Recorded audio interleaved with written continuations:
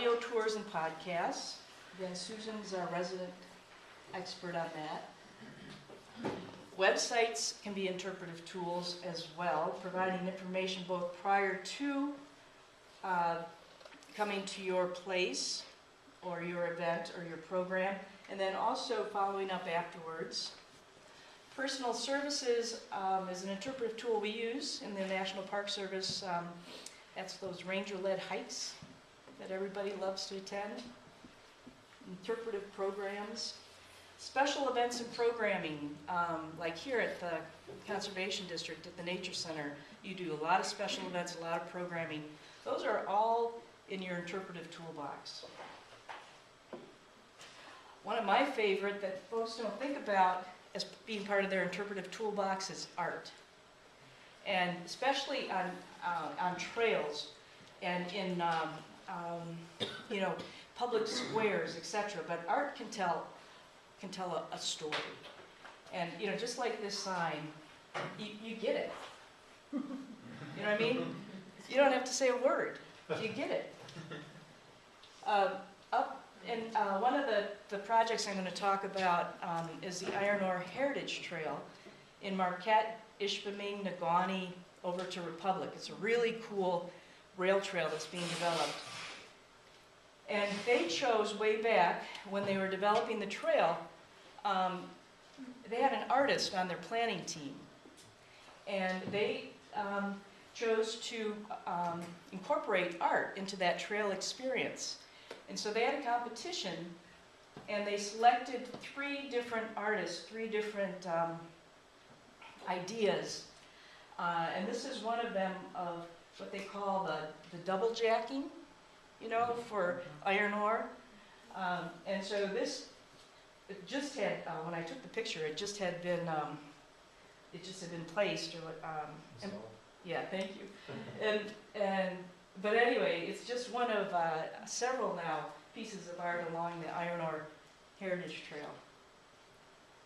And then, as any sign numbers on the side there, are those? Yeah, these are mile markers for their trail, and you can see again up top, as a cutout.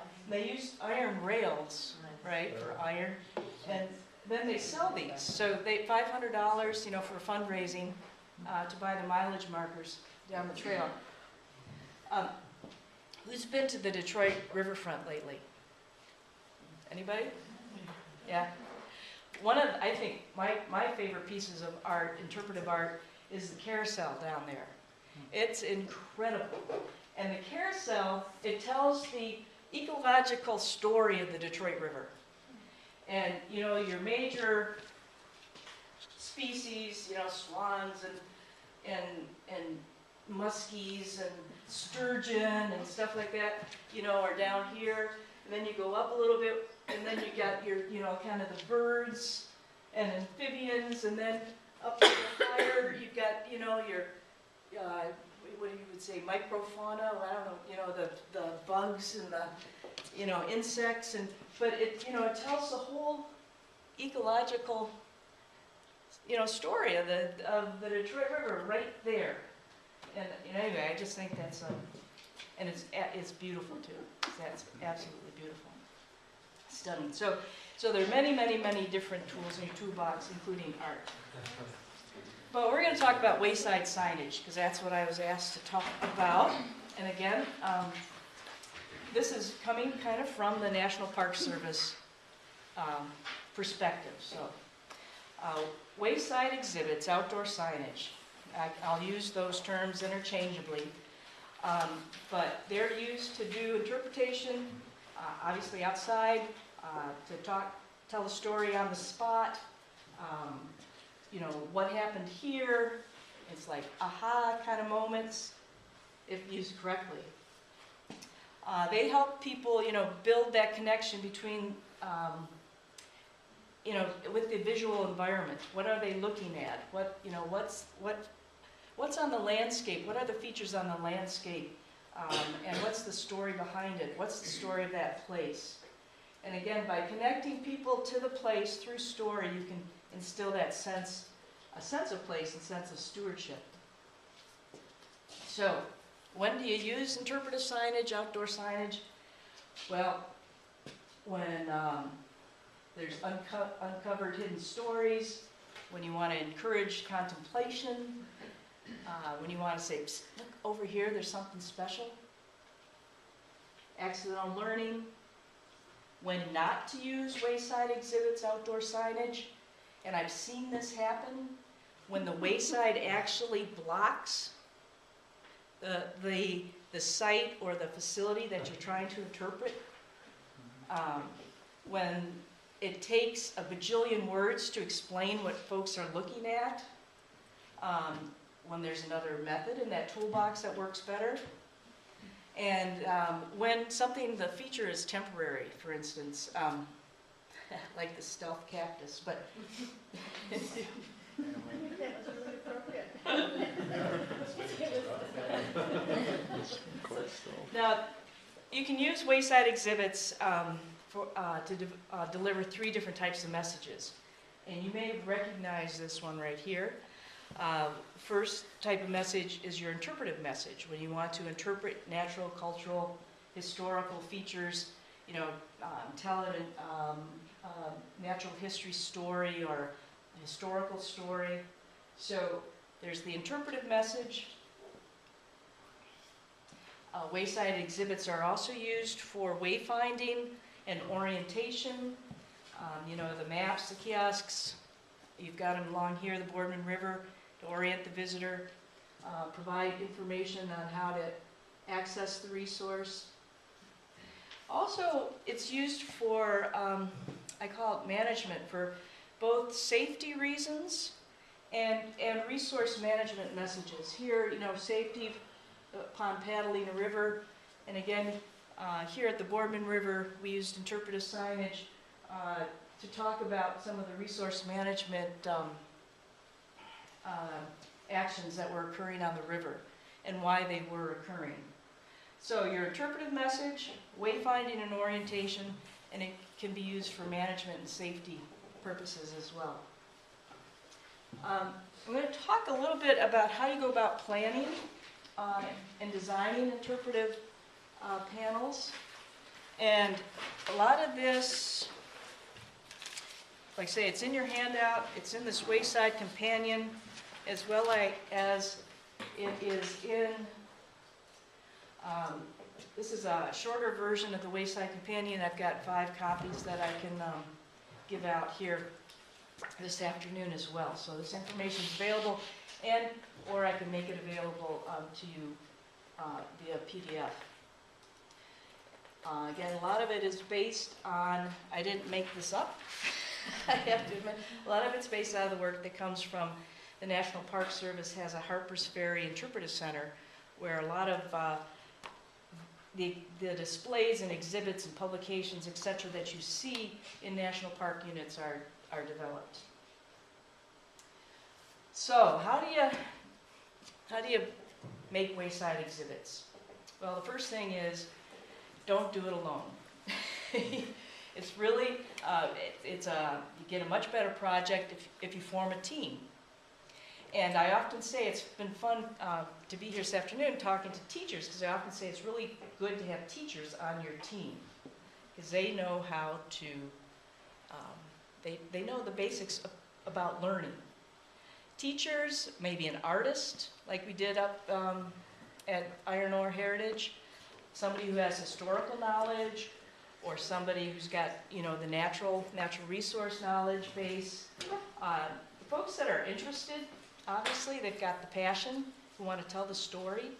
I often say, for instance, with Iron Ore Heritage, there's the mining foamers. These people get so excited about mining. Those are the folks you want on your team, your interpretive design team. Because they'll go out, they'll find the stories, they'll do the research, etc., to create great panels. You want to survey the resource, conduct a resource inventory. What is it that you have that you want people to know about? That's significant, that's important. And I'm using Iron Ore Heritage here as an example. We went out and we took a look at, what are the iron mining resources out there that can help tell the story of iron mining. Over on your left is one of the first iron ore hand-dug mines that's still accessible. On your right is the old cliff shaft mine that's near Nagani, Ishpeming, and that tower, one of those towers is still standing. And obviously the huge ore dock, which is there in Marquette Bay, that a lot of folks go, what in the is that? But that's where the freighters would come in to unload the ore. Are they turning that into condos? That was one of the plans, but it hasn't flown. They just don't know what to do with that. Is that the one in Lower Harbor? Yeah, they don't know what to do with the ore dock. So identify, the resources. And then brainstorm, what are the stories that you want to tell? For instance, again, using iron ore as an example, the disaster at the Hecla mine, where, I forget the number, but hundreds of miners lost their lives, was a story that they felt was important to tell. And when you think about the stories, can you kind of group them or lump them so they can fall under themes? And so some of the themes that iron ore, the folks were brainstorming were, iron runs through our veins, and iron will. And, maybe some of those themes then become the heading of some of your interpretive panels. Think about, you've done your resource inventory, you figured out what stories are important or stories that you want to tell. Then think about where are the best places to tell those stories. What's the best example? What's the most accessible example? So where on your landscape is the best place to tell those stories?